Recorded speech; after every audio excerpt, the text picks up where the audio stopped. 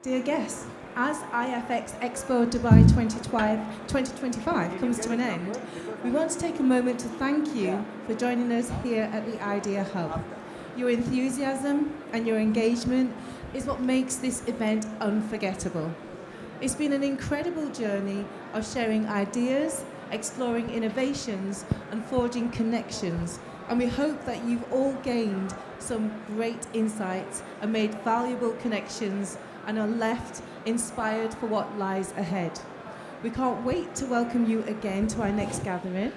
But before that, we are delighted to have Andrey Stoychev, CEO at VS Capital, as our moderator. And please give him a warm welcome as he joins the stage with two very experienced investors who will share their biggest investment blunders, the red flags that they've missed, and the hard-earned lessons that they've learned along the way. So this next panel, F-Ups, Learning the Mistakes. Thank you. Thank you for the introduction. Thank you for the invitation. Really happy to see my guests here as well. Obviously, first of all, I would like to hear from you directly some small intro to tell me what you are doing, what is your background, and after that I'll shoot some questions for you. Sure. Shall I go first?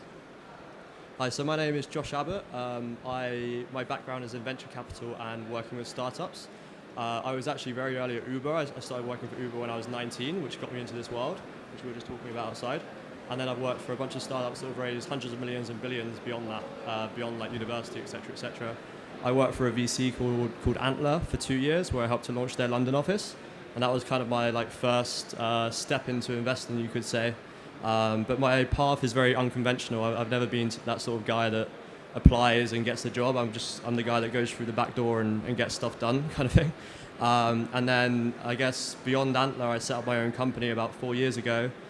Where right now we work with a lot of different family offices, mainly on wealth management and wealth structuring, and part of that we kind of utilize my VC network and kind of startup network, and so I was managing early stage investments for a family office for about 18 months, where we invested in over 25 companies across fintech, SaaS, creator economy, because the guy that owns the family office is one of the world's biggest creators, where he's had 50 billion views on the internet, which generated quite a lot of capital. So yeah, and beyond that, I consult a variety of different companies. I've lived around the world in over 7 countries, and yeah, I'm known as a bit of a dot connector kind of deal maker. So yeah, It looks a really interesting background. Thank you, Josh, for this. Pratik, you? Yeah, so I've built multiple tech companies. I'm a tech entrepreneur, so have had multiple exits. The current company I run is into blockchain. We built a layer 1 blockchain. We valued at about $1.5 billion. We raised close to $135 million for our own company. And then I got I wanted to diversify my portfolio, so I invested in multiple startups. I've invested in more than 100 startups now. Obviously very heavy into AI and blockchain, machine learning. Those are my top 3. But then otherwise, pretty much real estate, a bunch of other things that I am passionate about, whether it's healthcare or stuff. Thank you very much. I was planning to ask you one question, but I'm coming to this a little bit later, because one of the main topics here also in the expo in general is the AI technology, AI companies. A lot of startups, I guess, are coming now and they are starting doing their business using AI in different angles. What do you think about this, and what do you think about these specific startups in this specific industry? So look, if you look at the way the world is moving, AI, blockchain, look, there are 2 things majorly which control the way the world works. One is data, the second is finance. So for the longest years, it's been banking, which has kind of dominated the way finance works. And it's been, companies like AWS, Google Cloud, which were, started back in 1990s, which continue to, become $100 billion companies, and they control the way data works. But there's a centralized servers, right? So the world wants to move toward decentralization, where I have control of my own data and I have control of my finance. So the reason for that, and that's the biggest reason, and that's, I think, the only way financial inclusion could ever happen, and the poor could actually end up becoming middle class will become upper middle class, and so on and so forth. So the world has predominantly been dominated by the rich, and it's always been the rich which has kept getting richer, the poor has kept getting poorer. So to break this matrix, if you look at these two technologies and if you integrate them, whether you talk about blockchain, which is kind of decentralizing the everything, both data and finance, so suppose, I want to send you $100 right now, if it's crypto, there is no third party, there is no central bank, there is no central server, and it takes me just $1 probably to send you the money, even if it's 100,000 or $1 million. So that's the way finance works with crypto. When you talk about data, today if I store a photo on my iPhone, Apple has control on that, right? Like Apple can see what's being stored, so it's a centralized server. Same with Amazon, same with Google. But if you store your data on blockchain, then it's kind of decentralized. It's a public distributed ledger. So that's why I think blockchain currently about $2.5–3 trillion, but I'm assuming in the next 7 years you'll see more than $10 trillion. So that's the kind of size that I'm estimating blockchain to become in the next 5 to 7 years. And when you talk about AI, again, look, a lot of people might think... Back to the question for the yeah. Yeah. AI, when you talk about AI, so humans are bound to make more errors than machines. If you train machines well, I think they can work better than humans. Humans are best at creating relationships. So what you and I can build a relationship, machines cannot. But if you're talking about a trading software, which is trading Forex or trading crypto, machines, I think, can perform better than humans. So that's where AI is going to come in. So, imagine a company which is only, 5 employees, that they will become $100 billion companies. I think that's where the future lies. Not like, you have 1,000 employees and your company is $5 billion. I think that's where we are right now. I think the future looks like 3 people in the company, all machines, all AIs, and the company is $50 billion. So Josh, what about you? And are there any AI companies under your radar or around your ecosystem? What is the current situation? And obviously, when you start doing what you are doing, it was not a hot topic. Yeah. But what was your first startup, let's say, where you put your effort? For me, I've kind of been in the startup scene for a while, so I have a lot of friends who are founders, and I know them, and I've backed some founders that I would back like 10 times over. So my first investment was a company called Comey, which is the world kind of biggest creator tool platform. If you go on Instagram and go on The Rock, you'll see therock.comey.io. And this is the founder that I would have backed, without even seeing the pitch deck kind of thing. I know that he's a solid person to back. So that was the first company I backed, and then beyond that, it kind of just spiraled. And once you start writing checks, then it's probably the same for you, Pratik, that just deals start coming your way, and people start hearing about you, and the deal flow just comes. So I think it's just once you start, you just get in front of good quality people, and then you kind of. And for me, I get sent a lot of deals, and I depending on who I get sent the deal by, I can kind of tell sometimes if it's a good deal or not. But the first company I invested in was Comey, which was about 2 years ago. So yeah, and that was a creator platform. So it wasn't anything to do with AI, but regarding AI and Web3, etc., I feel like there's a massive excess in capital. I think what we're going to see is obviously there's a lot of AI and Web3 companies being built, but I think it's going to be like the dot-com bubble where we saw a lot of companies, but only a few made it through. So I think that's what we're going to see in the next couple of years. A lot of companies, but only a few will make it through the battle, if that makes sense. That's my opinion. But yeah, make totally sense, to be honest. I really think that it's this AI revolution. Let's say it's what Pratik also explained, that actually a lot of activities will be replaced by the machine, but it's for the good of the quality and the good standard of the companies. And while we are discussing again the companies, what about you? When you did your first, let's say, investment, which company, why you did this, what was your focus, and what was your target, let's say? So actually, I've been investing for a long while. So like one of my recent investments is a company called Stanex. Now, what they're doing is they're using AI to revolutionize travel. The way, so right? For instance, if you book a travel ticket today, you get points, right? And then you keep using your loyalty points to book more tickets, and that's the way you build a loyal consumer base. But these guys, what they've done, for instance, is you can probably redeem your points for a coffee at Starbucks in a different country. Now that's something which is crazy. So that's using blockchain to have multiple. So basically, it's like an interoperable blockchain where if you are on Ethereum and I'm on Solana, I can interchange my points. So that's what they've created on one side. On the second, they've used AI to kind of already figure out, like if you go to their platform today, they will automatically judge on which country you will travel next. So it's kind of insane. It listens to you. I'm not saying it's the best way to. It kind of intrudes into your privacy, but they will tell you which flight you are most this thing to take. This is one of my investments. But then it's like a personal assistant in a way, huh? But yeah. So there's another company that I've invested in. What they've done is they've created AI avatar. So what that means is basically, so today you're speaking to me like I'm on the panel, but imagine 3 years down the line, they will basically get all the data, the way I speak, what I'm bound to speak, what investments I'm bound to make, what I'm supposed to do, and they will mimic it. So basically, if you're on a Zoom call with me and there is no video, you cannot get to know you're not speaking to me. It's good and bad. It's a little bit tricky, especially if we are discussing compliance, IML officers, whatever, and you're doing a video identification call. It's tricky these days, huh? Yeah, I mean, and that basically, makes cybersecurity as another big industry, which again is one of my favorite sectors to invest again.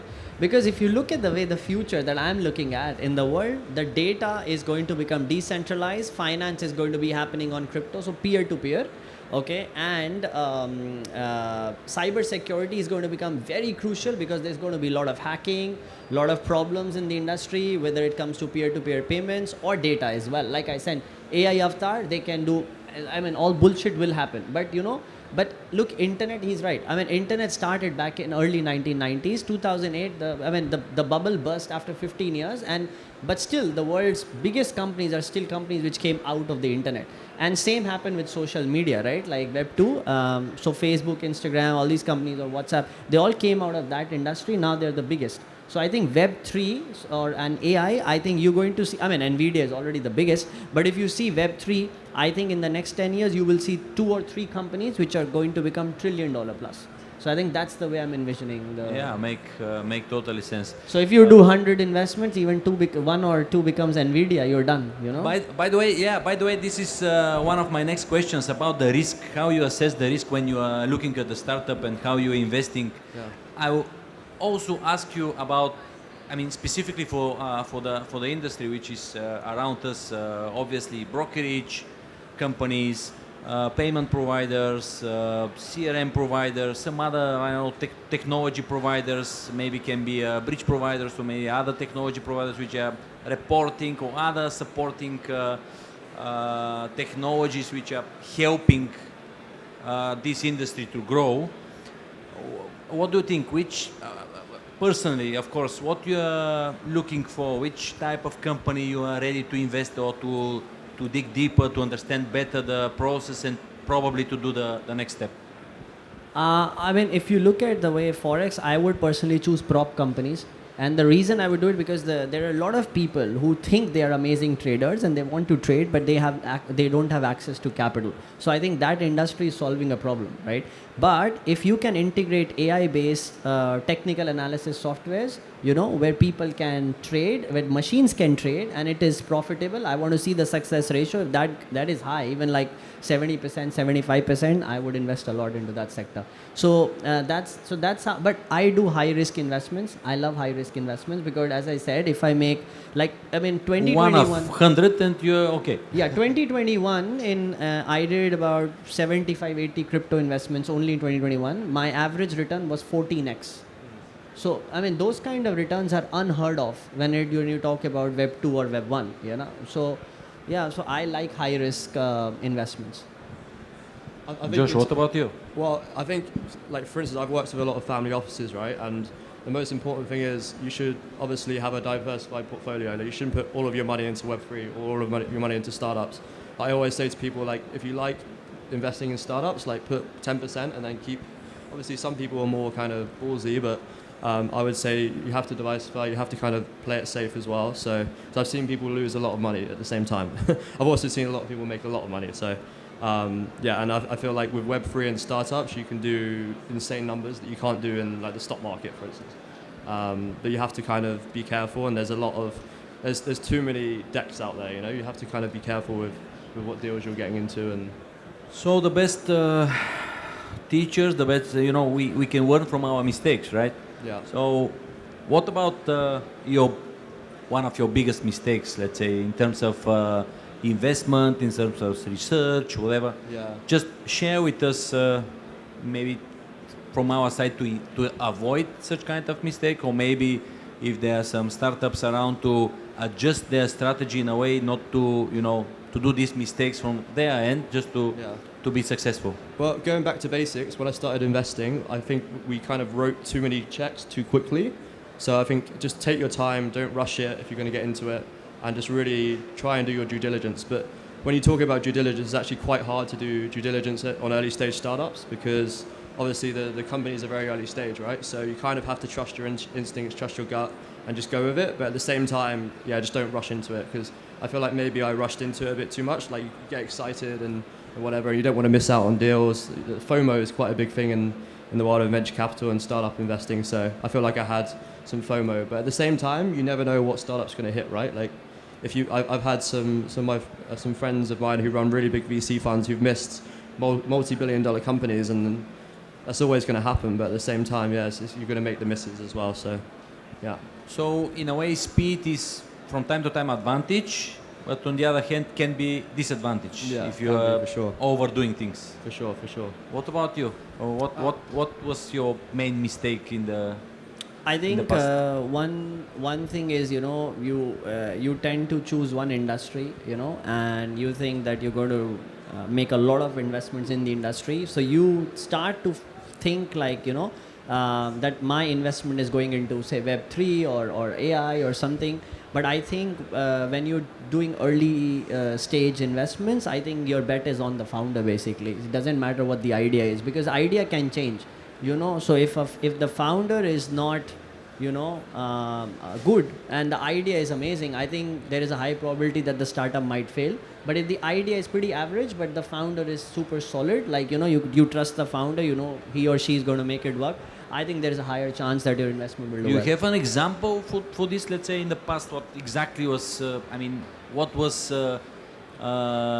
based on your experience, some story where you are planning to invest in some company for some particular reason, but at the end of the day it was not what you were expecting, or the founder was fair, or whatever, just something which is really interesting for us. Yeah, so about like 1.5, 2 years back, I met somebody. I didn't know him. There was no reference, but they were trying to create competitors to, say, ChatGPT, and their code that they'd written was pretty solid. So I decided to invest in that company, but I think my investment went wrong there, because the founder was not adaptive to change. So in a lot of things, if your idea is X, if you're not able to do X plus 1, X plus 2, X minus 1, X minus 2, I think your idea would fail, because there's so many startups in the same industry. I think people who it also is the right time to market. It's not just about the tech. You need to do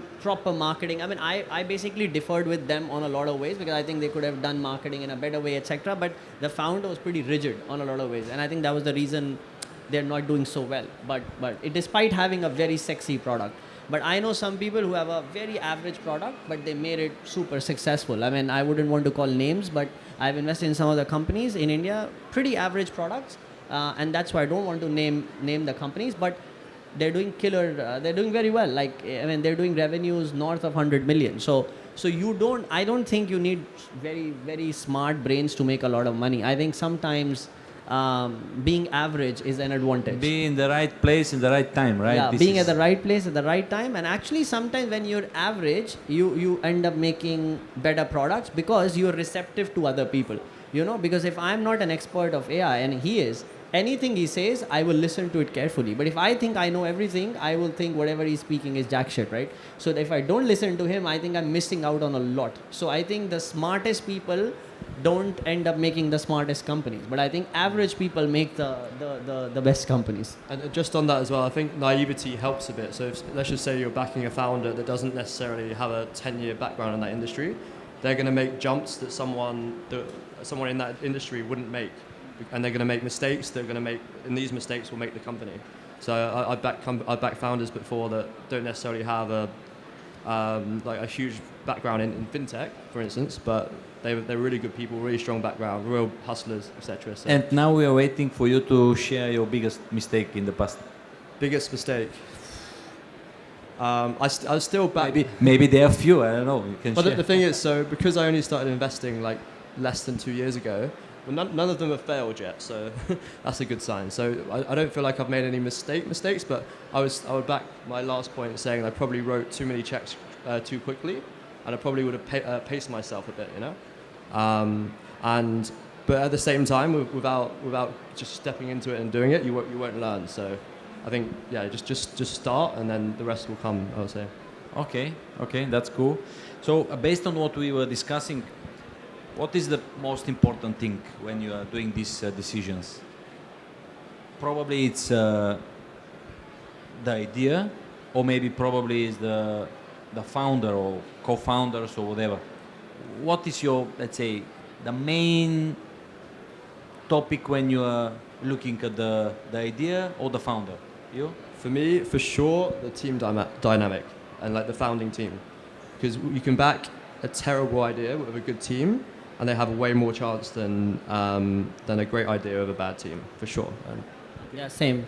I would now. I mean, if the team is solid, if the founder is solid, if I can trust the founder, I think I would back him or her. And I don't care. I mean, I do care about the idea and the industry, but the point is like you can change the idea, along the way.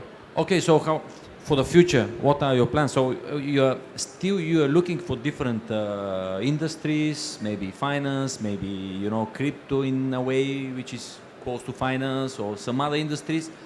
So you are looking at these industries, but you are looking at the guys who are running the idea, who are around and who are active, who are doing some things. This is the strategy, right? It's not exactly okay. I want a specific company which they are doing this and that, and I'm going to invest there.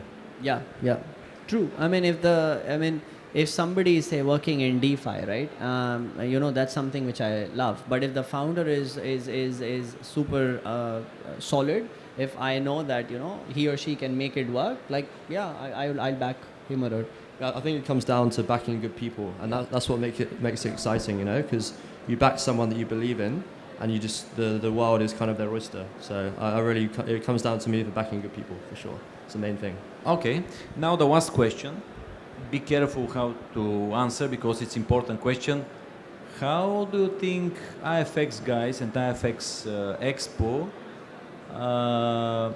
help you to meet the right persons for your future investments, help you to meet the right partners, contacts, whatever? What do you think about the IFX? Well, personally, I love the app because on the app you can connect with anyone, send them a message, you have their contact details. Yeah, by the way, really great job about this. And really maybe I just haven't been to enough events, but yeah, I haven't seen that before in many events. I was actually in an event this weekend. I'm also an advisor to the UAE government on the creator economy, and they had a big event this weekend, and I don't believe they had an app, and they spent a lot of money on that event. So I think that's really good, and that helps kind of with the network effect, and yeah, for sure. What about you? What is the question? Yeah. How IFX Expo and in general IFX ecosystem help you to meet the right persons, to meet the right partners, to meet the right potential companies where to invest or targets, whatever? I think that what I like is pretty targeted kind of audience here. So targeted sector. So it's like only say finance, you know, most of the people working in that sector, and then more importantly, I think good people, you know. So whether it's B2B, whether it's businesses who are exhibiting here, or even the retail audience, I think anybody who's here, anybody I've met so far, I think yeah, pretty talented. So I think that's something that I Okay, like. perfect. So, yeah, really, thank you for the invitation and for the organization of this expo. Really well done for the app. The app is amazing, and it was super easy for me personally because I'm frequent visitors of this event. It was really great how easy you can reach people. You search. It's super easy. So it's well done. And now we're having 5 minutes for if any of you have any type of questions, proposals. Yes, please go ahead.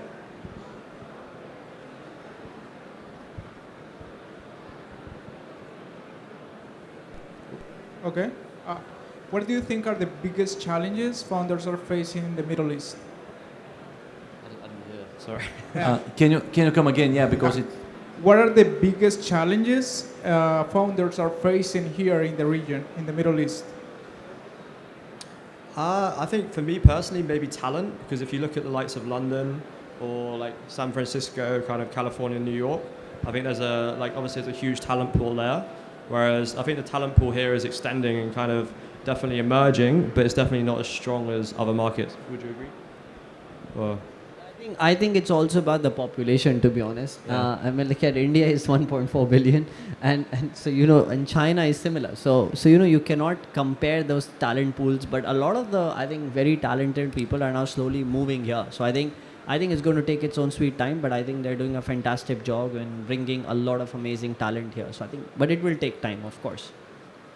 I think that's why the Creators Summit was also very amazing, where they're trying to bring all the best folks to. well, there's to the- definitely a lot more investment in this region for Yeah. sure. Like this is why I find this region so exciting, because there's just so much more happening here, and then I see every day more entrepreneurs moving out of London and these kind of like. do you think that this ecosystem, which I mean, here, this region, people create a really good ecosystem for giving you freedom to do things, Yeah. which I think is really important, right? For sure. Thank you for the question. Anyone else? Okay, so this is the last panel, right? So hopefully Still you waiting for the enjoy- champagne. Yeah, next time, right? Next time, okay, cool. So really thank you for the organization. Thank you for having us here. Thank you for the nice chat, and see you soon. Yeah, thank you for hosting. Thank Appreciate you. it. Thank you so Great much. question. Yeah. Thanks, guys.